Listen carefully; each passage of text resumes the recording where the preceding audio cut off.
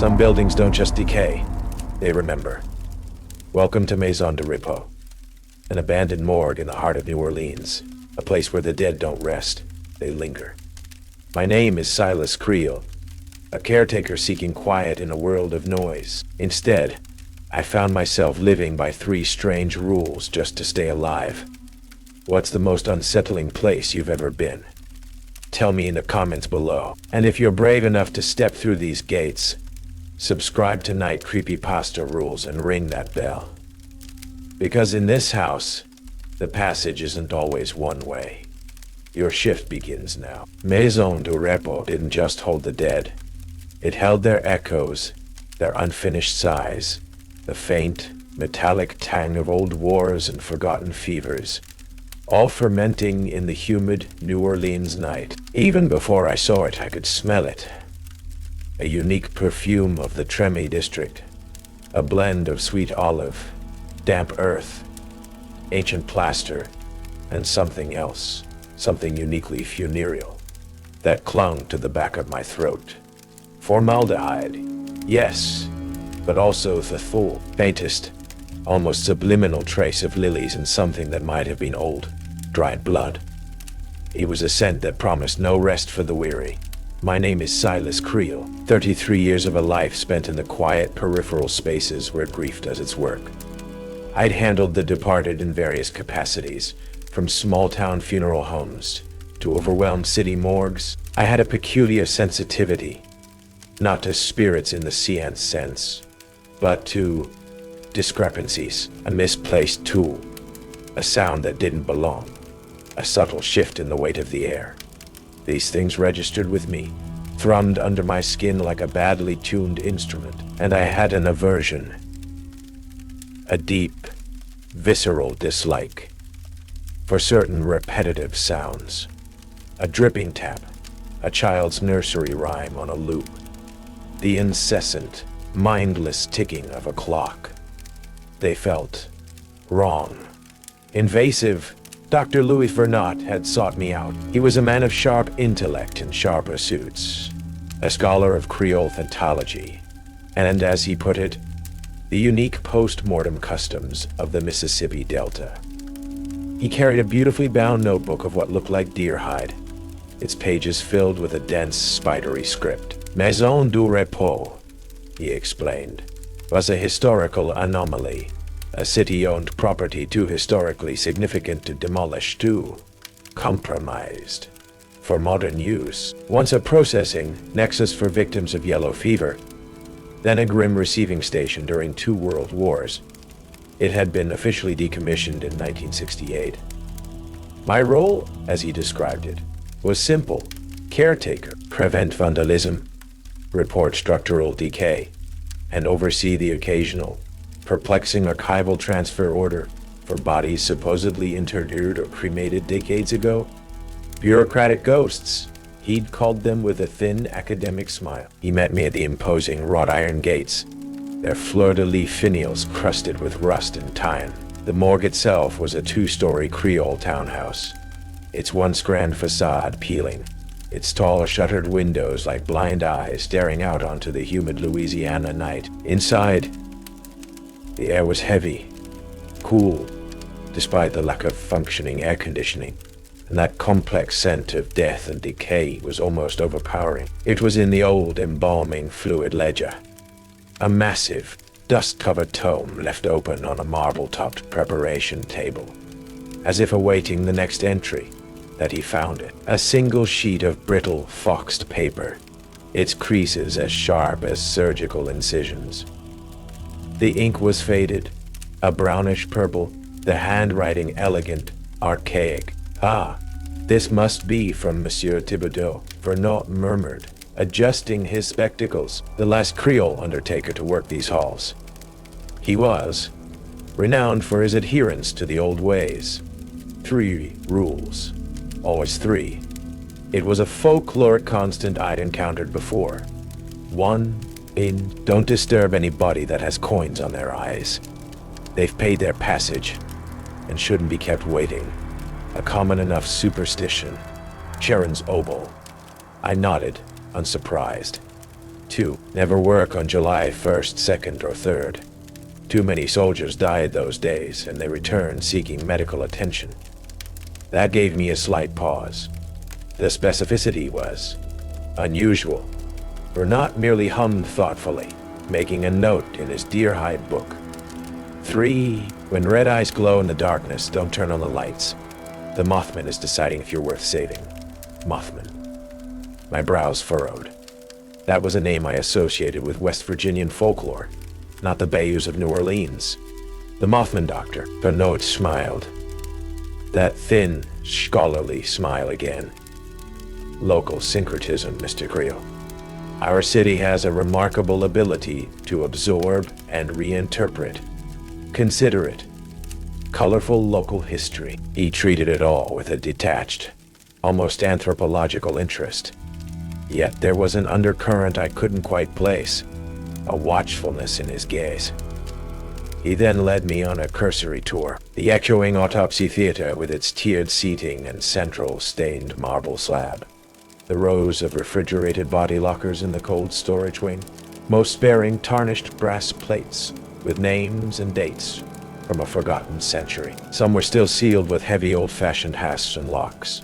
He indicated one particularly large, heavily bolted door at the far end of a dark corridor.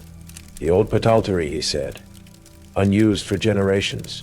Records mostly. Best left undisturbed. The city has its own preservation protocols for such things.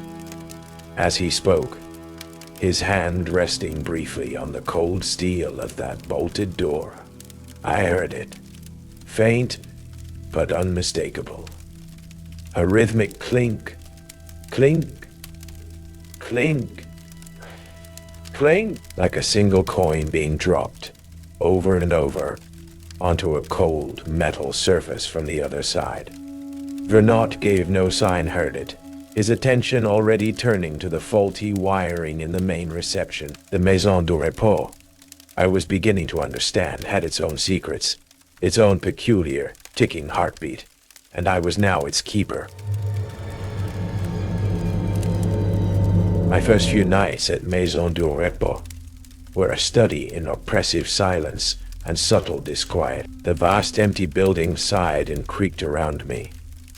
Sounds that in any other place I might have dismissed as the settling of old timbers, the play of wind in loose shutters. Here, each groan felt like a drawn-out exhalation from lungs long since turned to dust. My particular aversion to repetitive sounds was immediately put to the test by a persistent, maddeningly irregular drip from a corroded faucet in the old staff lavatory and the asthmatic hum of the ancient, barely functioning generator that powered the few dim lights.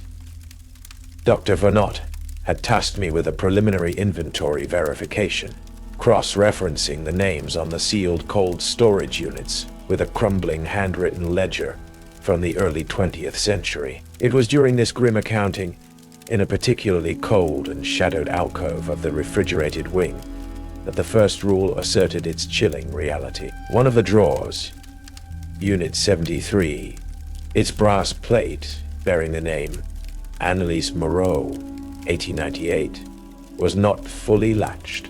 It was open by a mere fraction of an inch, a dark sliver in the row of sealed compartments. My instructions from Bernat were clear. Ensure all units remain secured.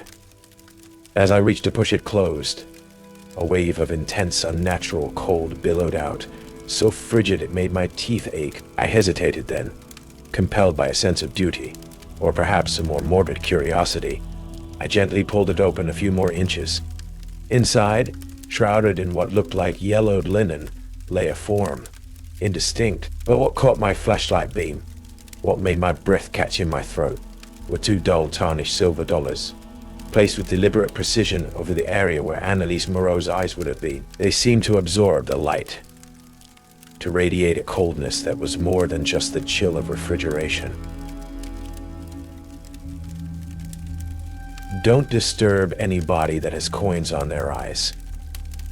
They've paid their passage and shouldn't be kept waiting. The rule. My hand reaching for the drawer handle froze. The air around the unit seemed to thicken, the silence to deepen, to become expectant. I could almost feel a presence, a silent, unseen watcher, waiting to see what I would do. Carefully, my heart hammering against my ribs, I pushed the drawer closed, the old latch clicking into place, with a sound that seemed to echo through the entire morgue, like a final metallic sigh. Later that night, as I did my rounds, I distinctly heard the faint, metallic clink, clink of that specific drawer sliding open, and then moments later, shutting again.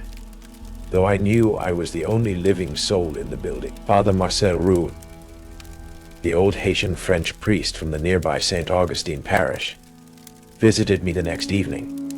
He was a small, wiry man with eyes that seemed to hold the wisdom and sorrow of 1,000 New Orleans nights. He brought a thermos of chicory coffee and an air of quiet authority. Vernot had mentioned the father sometimes checked in on Maison du Repos. The old house, she has her ways, eh, Mr. Creel? He said, his voice a soft, lilting Creole French. When I guardedly mentioned the coins, his dark eyes grew even more profound. Ah, yes, the passage. But you must understand, Silas, he leaned closer, his voice dropping to a near whisper. Those coins, they aren't for the dead. They are for what's waiting to take them. His words hung in the humid air, heavy with unspoken implication. A few days later, an official-looking archival transfer order appeared on the dusty reception desk. It was typed on old, yellowed city stationery, requesting the immediate preparation and release of remains. One Antoine Devereaux, interred March 1919. The order was signed in faded spidery ink by a coroner named Dr. Jean-Luc Boudreau. A quick search of the moth-eaten city archives Vernot had left for me revealed Dr. Boudreau had succumbed to the Spanish flu in the autumn of 1919.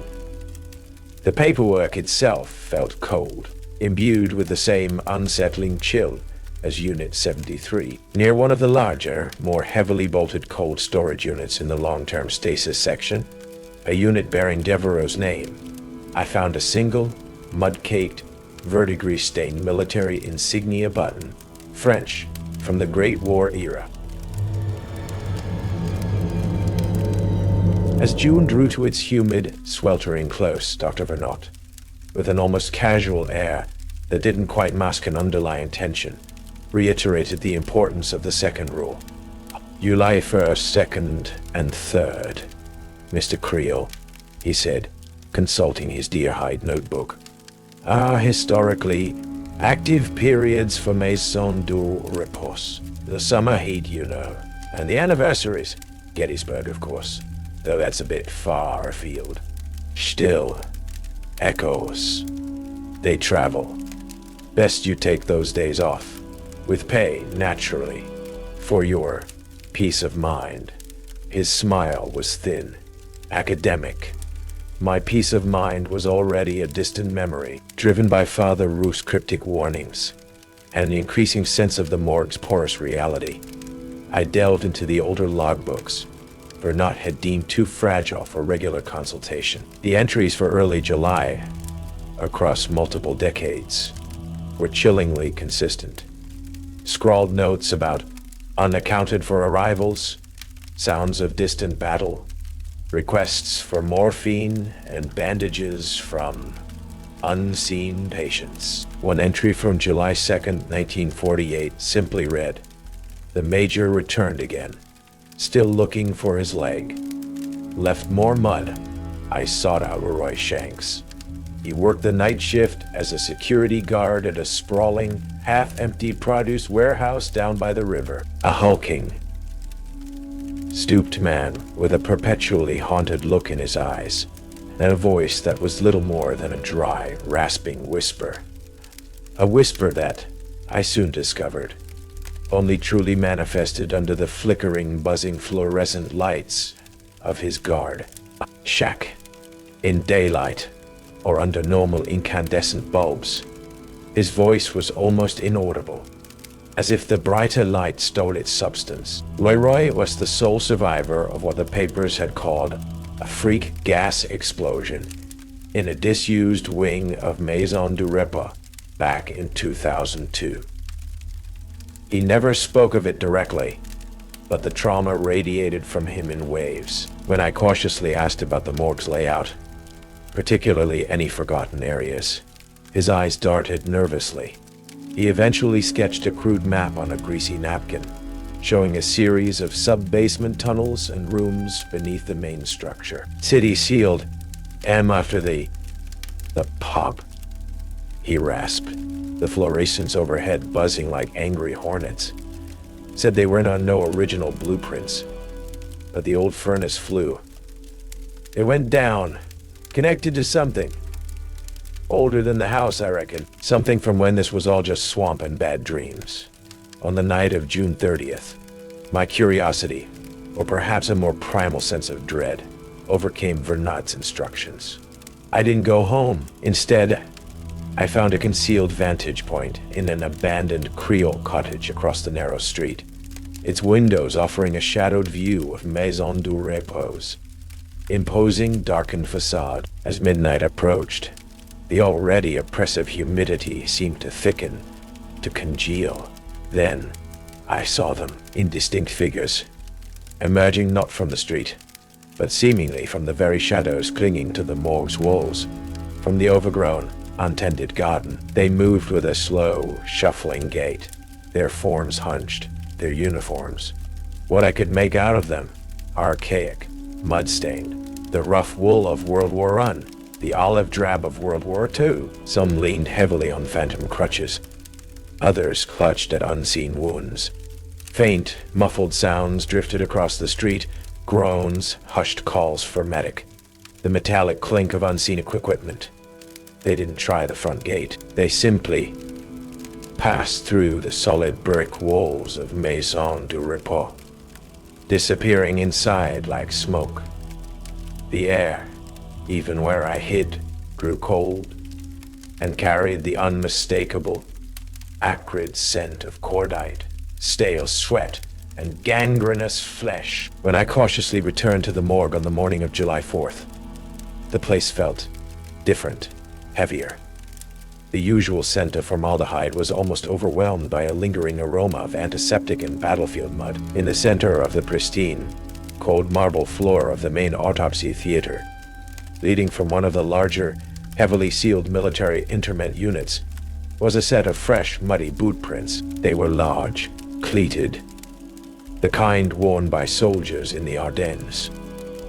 They led halfway across the room, then stopped, abruptly, as if the wearer had simply ceased to exist mid-stride. Beside the last print lay a single, spent brass rifle cartridge. Mauser, German, circa 1944. It was cold to the touch, ice cold.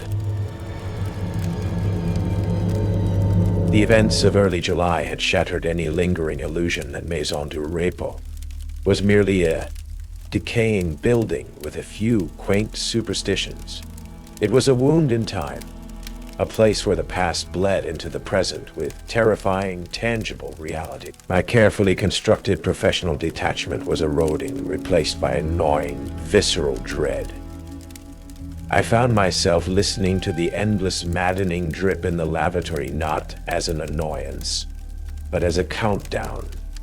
I sought out Clementine Dubois. She was an air nurse at New Orleans Memorial, sharp, pragmatic, with a gallows humor that had seen her through countless city nights. We'd worked together briefly, years ago, when I was doing a short, grim stint, assisting with disaster victim identification. She also had a quiet, academic interest in the city's more esoteric history, its unique blending of faith, folklore, and forgotten tragedies. When I hesitantly recounted some of my experiences at Maison du Repos, omitting the most outlandish details, her usually unflappable demeanor showed a flicker of something, not disbelief, but a deep, almost ancestral unease. "That place, Silas," she said, her voice low.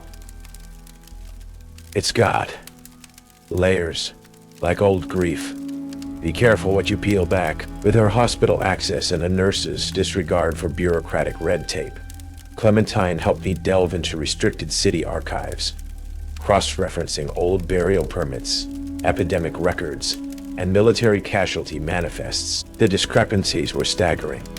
Bodies listed as cremated in the 1920s reappeared on interim storage ledgers at Maison du Repos in the 1950s. Victims of the 1878 yellow fever epidemic were inexplicably co-listed with soldiers killed at Below Wood. It wasn't just records.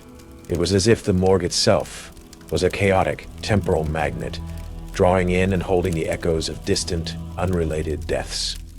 The third rule made its chilling debut on a sweltering, moonless August night. Bernot had tasked me with trying to organize the chaotic pathology.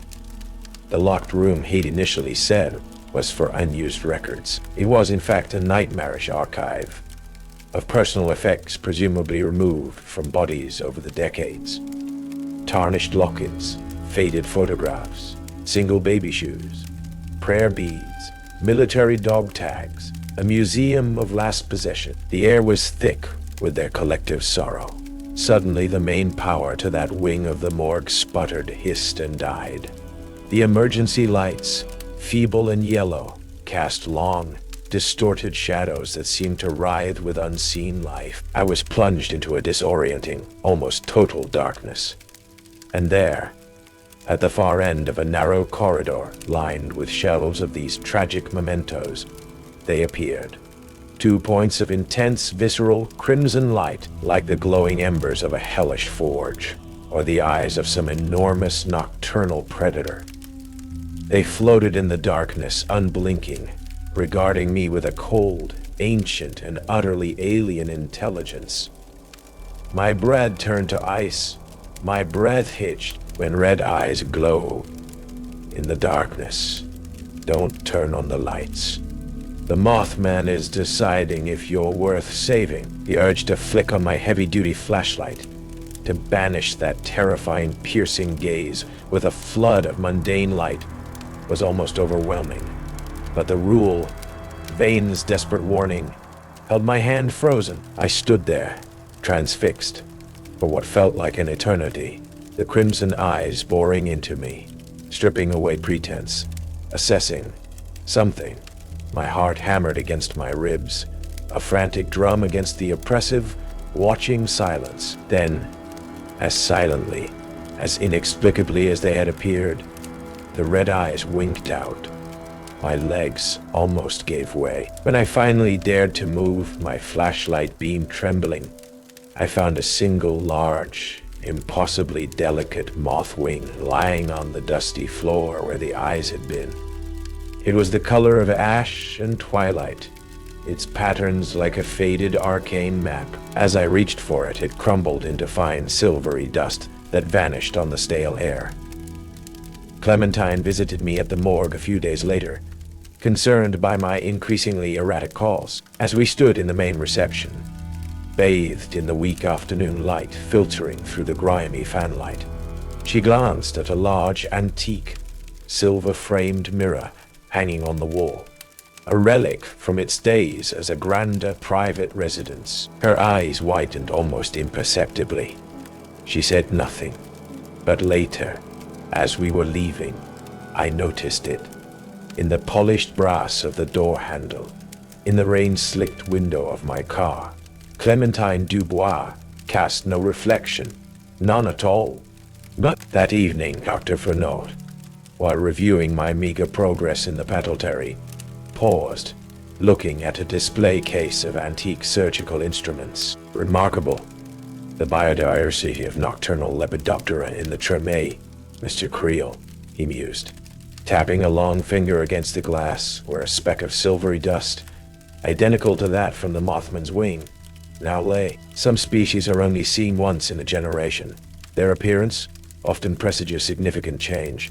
His gaze met mine, and his thin, scholarly smile held a chilling, almost triumphant knowing. The Mothman had made its decision, and Vernot, it seemed, was pleased with the verdict. The encounter with the Mothman and Clementine's subsequent horrifying loss of reflection was a brutal caesura, dividing my unease from outright, visceral terror. Maison du Repos was not a passive repository of the dead. It was an active, hungry entity, a nexus of fractured timelines and sorrowful spirits. And Dr. Louis Vernot was not its curator, but its covert, increasingly desperate, high priest. Leroy Shank's crude map of the sub-basement, with its red-taped, non-existent passages, became my obsession. Armed with a dwindling sense of self-preservation and a growing cold fury, I ventured into those forbidden depths. The air grew colder, damper, thick with the smell of mildew, rust, and something else. An ancient, metallic bitterness, like blood spilled on cold stone centuries ago. The tunnels, clearly older than the main structure, led to a vast vaulted chamber directly beneath the old autopsy theater. In its center stood a disused behemoth of a furnace, its iron door crusted with what looked like generations of soot and something else. Something that flaked away like dried blood. Dried blood. This was the something else the flu had connected to. The dark heart Leroy had whispered of. And it was here, amidst the shadows and the oppressive silence, that I found Vernot's true sanctum. Not a workshop, but an altar, a makeshift shrine constructed from discarded embalming tables, adorned with tarnished silver instruments, bunches of withered herbs I recognized from Creole folk magic, and rows upon rows of military dog tags, French, American, German, from both world wars. In the center, open to a specific heavily annotated page, lay his deer-hide notebook, and beside it, a framed, faded photograph of a young man in a YDY French infantry uniform, his eyes holding Vernot's same intense, scholarly gaze. His father. The notebook was a horrifying testament to a decades-long obsession. Vernot, I pieced together from his meticulous, increasingly unhinged entries, hadn't just stumbled upon the morgue's unique properties. He had cultivated them. He believed his father's soul, shattered and unhoused on the battlefields of Verdun, had never found passage, never reached a final rest. Maison du Repos, with its confluence of death energies, its temporal instability, was, in Vernot's twisted grief, the perfect conduit, a machine for spiritual reclamation. The rules, the rituals, the archival transfers, even the careful selection of caretakers like me. It was all part of his monstrous, protracted effort to create the precise vibrational frequency, the perfect spiritual vacuum, to draw his father back from the abyss. My presence, my sensitivity, my adherence, and perhaps carefully predicted violations of the rules were meant to be the final catalysts. The Mothman's judgment of me was a critical phase. If it deemed me worthy, perhaps me, my own soul, was sufficiently attuned to loss, or my life force resonant enough, I would become the unwilling anchor, the living battery, for his father's horrific resurrection. For his father's horrific resurrection. As I read, a cold, analytical voice cut through the silence of the sub-basement. A rather astute deduction, Mr. Creel. Though I confess, I hadn't anticipated your extracurricular explorations. Vernot stood in the arched doorway, his composure absolute, his eyes gleaming in the weak beam of my flashlight with a chilling, almost pitying amusement. He held a small antique silver bell, its surface etched with intricate, unsettling symbols. My father was a scholar, Mr. Creel, Vernot continued, his voice smooth, reasonable, a man of immense intellect lost before his time. This place, it remembers, it holds. It merely requires the correct encouragement to release what it has kept safe. Safe. I choked out, gesturing to the oppressive, sorrow-drenched chamber. This isn't safety, Vernot. This is a prison. A wound. Necessary wound, he corrected softly. A crucible. The Mothman, you see, is not a demon to be feared, but a precise celestial mechanic. It ensures only the most significant emanations persist. My previous attempts were crude. I lacked the understanding, the proper human catalyst. He looked directly at me. Your recent interaction has calibrated the local spiritual pressure perfectly. He rang the small silver bell. The sound did not echo. It was absorbed by the very stones. And then, a deeper, resonant hum began to emanate from the old furnace, from the walls themselves.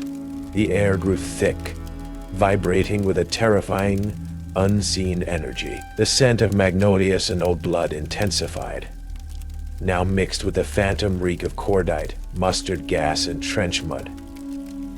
You broke the third rule, Doctor, I said, my voice tight. 15 years ago, you turned on the lights. Father Rue told me. No white light since then. No true passage. Only the Mothman's judgment. What did you do? Bernard's smile faltered, a flicker of ancient grief, of terrible regret in his eyes. A moment of weakness, of hubris. I thought I could illuminate its process. Instead, he shook his head. It merely adjusted its criteria. Made the toll higher.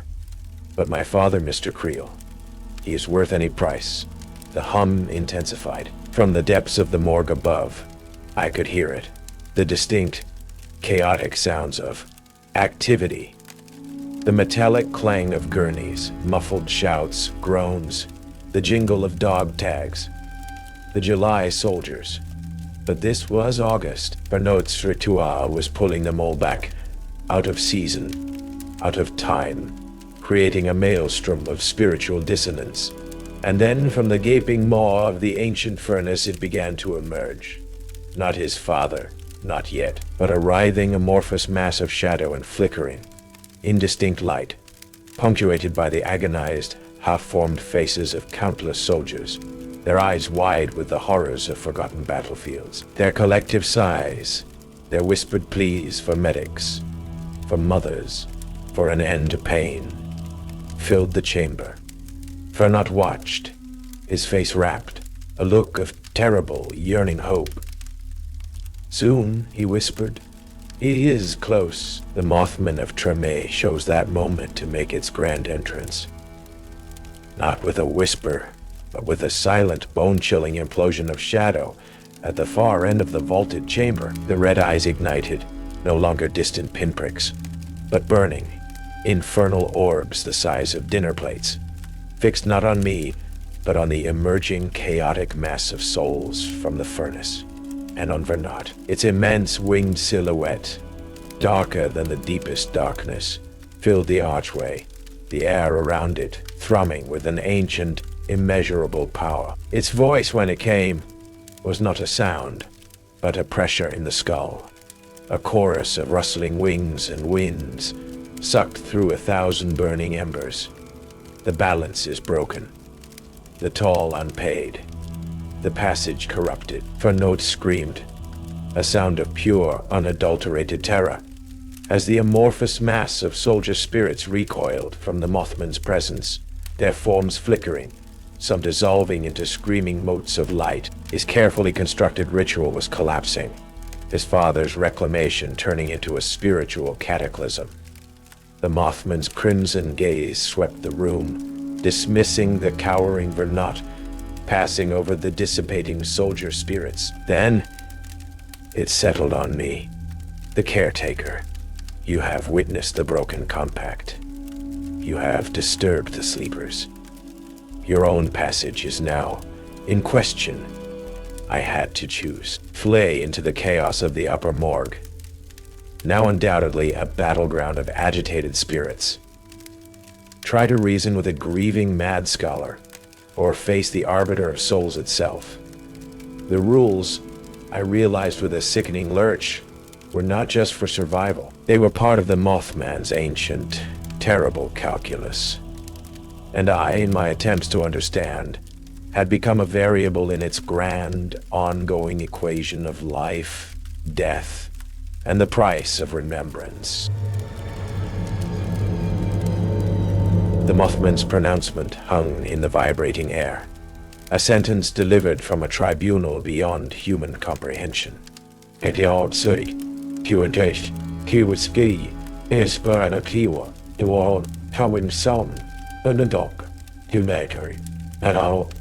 The swirling remnants of the soldier spirits, those not immediately dissipated by its presence, cowered and thinned, their mournful cries fading into whimpers of pure elemental fear. For note, all his scholarly composure gone, was a gibbering wreck, scrabbling backwards, away from the colossal, winged shadow and its burning, adjudicating eyes.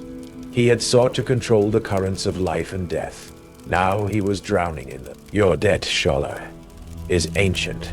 The Mothman's thought voice pressed into my skull, each syllable like a shard of ice. You sought to rewrite the ledger with stolen ink. The price is reckoned. The crimson gaze shifted infinitesimally towards Vernot. The doctor let out a thin, reedy scream as shadows, deeper and colder than the ambient darkness, seemed to detach from the Mothman's silhouette, slithering across the stone floor towards him. They weren't physical, but they had weight. A pressure that made Vernot gasp and clutch at his chest, as if his very soul were being compressed. I had to act. Not for Vernot, perhaps not even for myself, but for something. For Clementine, who had lost her reflection to this place-skewed reality. For Father Rue, who had tried to warn me. For the sanctity of passage, however grim. The coins, I yelled, my voice surprisingly steady, cutting through Vernot's whimpers. Rule 1. I've paid their passage. They shouldn't be kept waiting. I was thinking of the soldiers, of Annalise Moreau, of all the souls trapped or delayed by Vernot's manipulations, by the Mothman's altered judgment. The Mothman's gaze swiveled back to me, its intensity undiminished. They paid the old toll. The old paths are clouded. By his hand, a flicker towards Vernot, who was now trying to crawl away, the shadows slowly, inexorably enveloping his legs. This was a negotiation, I realized with a shock, a horrifying, otherworldly appeal. Leroy Shank's map. His raspy warnings about the old furnace flue connecting to something older than the house. Father Ruth's words. Coins aren't for the dead. They're for what's waiting to take them. What was waiting before Vernot broke the compact. Before the Mothman became the sole arbiter. There was a passage before you were the only judge here, I shouted, pointing towards the ancient, crumbling furnace, the heart of the sub-basement, before the lights were turned on. The passage those coins were meant for. The Mothman was silent for a long, drawn-out moment, its crimson eyes burning into me. The pressure in the room intensified, making my teeth ache. The shadows around Vernot paused, a hair's breadth from consuming him entirely. Show me, Caretaker. The thought voice finally came, colder than any grave. Show me this uncorrupted passage. Prove its worthiness, or all debts here tonight will be paid. In full. My mind raced. The furnace. The flue. The connection to something older.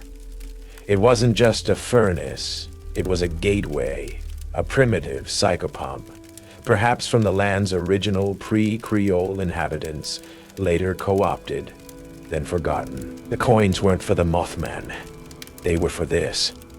I scrambled towards the hulking furnace, the Mothman's gaze a physical weight on my back. The iron door was rusted, almost shut. I remembered the first rule, the transfer orders, the bodies that shouldn't be kept waiting. Their passage was stalled. Their passage, I yelled, grabbing a rusted iron poker left leaning against the wall. They paid. They're waiting. With all my strength, I jammed the poker into the seam of the furnace door and heaved. Metal shrieked, rust flaked, and with a groan that seemed to echo from the very foundations of the earth, the ancient door creaked open. No firelight greeted me, no heat, only an absolute, profound darkness, a void that seemed to drink the light from my flashlight, and a sound, a low, resonant hum, like a colossal, sleeping heartbeat, deeper and more ancient than any sound I had ever heard. And from within that darkness, a faint, ethereal chorus, not of sorrow, but of release, a sighing, multi-voiced exhalation. The remnants of the soldier spirits, those few that still flickered in the chamber, turned as one towards the open furnace. Their forms, previously agitated and confused, now seemed calmer. They began to drift, slowly, inexorably, towards that welcoming, humming void. Even Vernot, his terror momentarily forgotten, stared, his face slack with disbelief. The shadows that had been consuming him receded slightly. The Mothman watched, its crimson eyes narrowed, if such a featureless entity could be said to narrow its gaze. The pressure in the room lessened almost imperceptibly. One by one, the spectral soldiers reached the furnace and flowed into its lightless depths, their forms dissolving into the humming darkness, their faint sighs joining the ancient chorus. It was a slow, solemn procession. When the last echo had faded into the void, the deep hum from the furnace subsided, leaving behind only a profound, ancient silence. The door of its own accord, slowly, gently, creaked shut. The Mothman turned its burning gaze back to me. A debt is repaid, it projected. The old ways, remembered. Balance, for now, is restored. Its attention shifted to Vernot, who was now a shivering, broken man. Your own account, scholar, remains. You sought to steal from the river. You will tend its banks. The shadows that had receded now flowed back towards Vernot, but they were different. Less consuming, more binding. They wrapped around him not like a shroud, but like ethereal chains, pulling him not into oblivion, but upright towards the now silent furnace.